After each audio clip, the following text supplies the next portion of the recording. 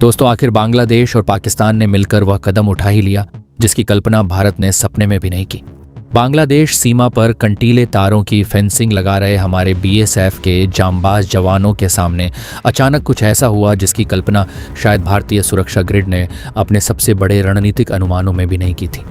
पश्चिम बंगाल के मुर्शिदाबाद जिले के घनश्यामपुर गांव के पास, जहां रोज की तरह सीमा सुरक्षा बल के जवान सरहद को अभेद्य बनाने के लिए आधुनिक फेंसिंग के काम में जुटे थे, वहां अचानक सामने की तरफ पाकिस्तानी वर्दी में सैनिकों की हलचल दिखाई देने लगी।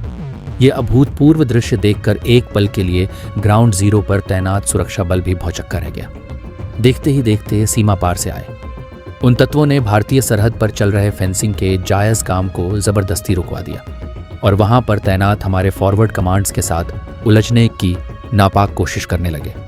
ये घटना स्वतंत्र भारत के रणनीतिक इतिहास में एक बहुत बड़ा और खतरनाक मोड़ है, क्योंकि साल 10,971 के ऐतिहासिक घटनाक्रम के बाद ये पहला ऐसा मौका है जब पूर्वी सरहद पर इस तरह की सीधे तौर पर बाहरी सैन्य मौजूदगी के प्रमाण मिले हैं।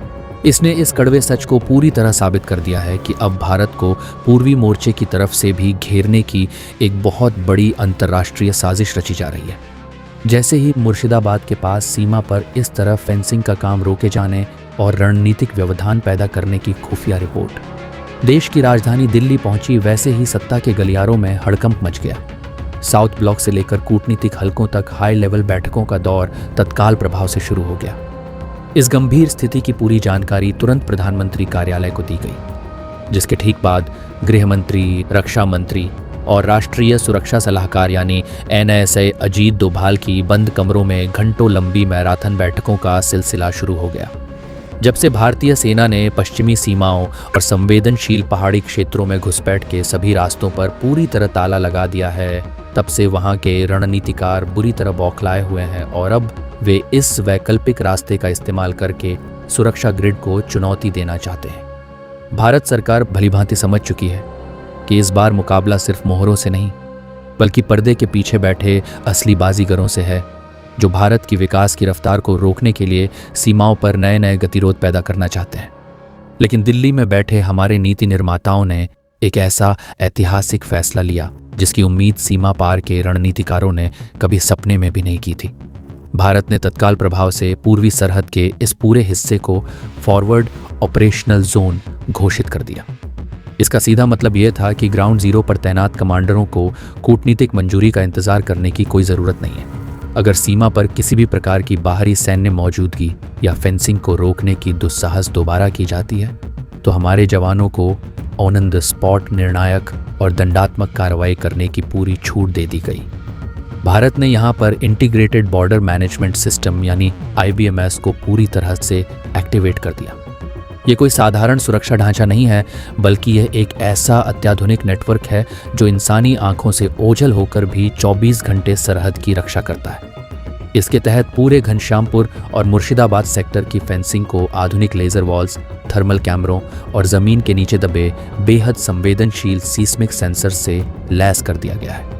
इस आधुनिक ग्रिड की सबसे बड़ी खासियत यह है कि अगर कोई भी अवांछित तत्व या बाहरी वर्दीधारी सरहद के पास लगे कंटीले तारों से 150 मीटर की दूरी पर भी फटकने की कोशिश करता है, तो जमीन के नीचे दबे सेंसर्स तुरंत उसकी लोकेशन और मूवमेंट का डाटा सीधे फॉरवर्ड बेस के कमांड सेंटर को भेज देते हैं।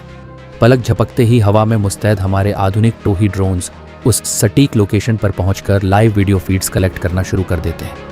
जब सीमा पार के अधिकारियों और उनके सलाहकारों को यह समझ आया कि भारत का यह नया इंफ्रास्ट्रक्चर उनके किसी भी जासूसी रडार या पारंपरिक रणनीति की पकड़ में नहीं आने वाला, तो उनके पूरे रणनीतिक गलियारे में घबराहट फैल गई।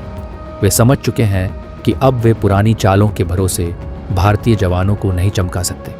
भारत की इस तकनीकी श्रेष्ठता ने सामने खड़े कमांड सेंटर्स को पूरी तरह लाचार और पंगु बना दिया है। भारत सरकार इस बात को अच्छी तरह जानती है कि जब साजिश के तार अंतर्राष्ट्रीय स्तर पर जुड़े हो, तो उसका जवाब भी सिर्फ एक मोर्चे पर नहीं दिया जा सकता। इसीलिए रक्षा मंत्रालय और विदेश मंत्रालय ने मिलकर एक ऐसा multi dimensional counter attack launch किया है जिसने सामने वाले पूरे गठजोड़ को घुटनों पर ला दिया है।